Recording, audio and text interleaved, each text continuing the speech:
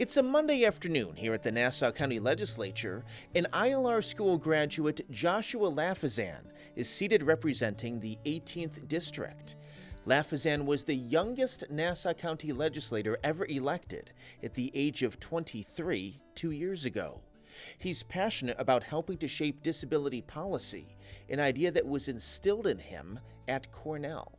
I took Professor Golden's class just on a whim. It was a 2-credit class at night, and I met Professor Golden, and it changed my life.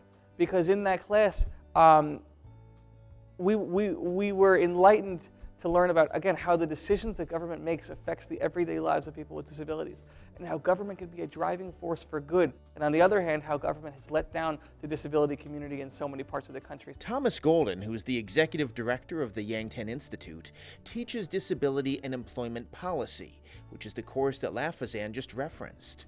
Lafazan is taking what he learned in his class regarding the Americans with Disabilities Act, stigma surrounding disability, and using technology to help create accessibility, and coming up with solutions to problems that people with disabilities face. As an aspiring elected official, Professor Golden lit a fire in me, and he made me promise him upon graduating that if I were to seek higher office and be blessed enough to get elected to higher office, that I would make fighting for people with disabilities a priority. He's kept that promise. For instance, it came to his attention that a popular park near Syosset High School wasn't fully accessible. I don't believe it was in ADA compliance.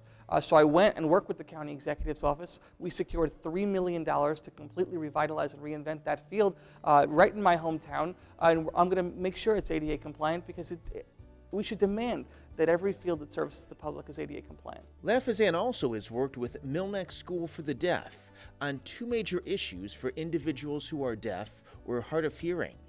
Lafazan's first bill that became law requires that a sign language interpreter be present at all emergency press conferences held by a county official. Not having an interpreter was a problem back when Hurricane Sandy hit. Working with Milneck, Lafazan also helped create a tool that individuals who are deaf or hard of hearing can use if they get pulled over by the police when driving.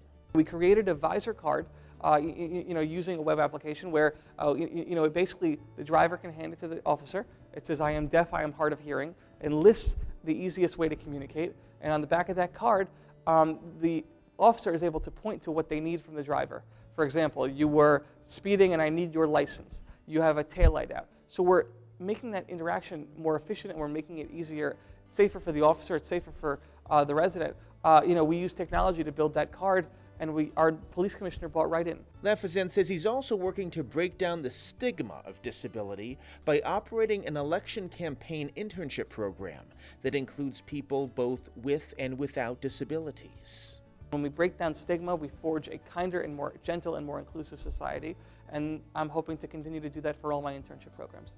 Not only Professor Golden, but Cornell changed my life.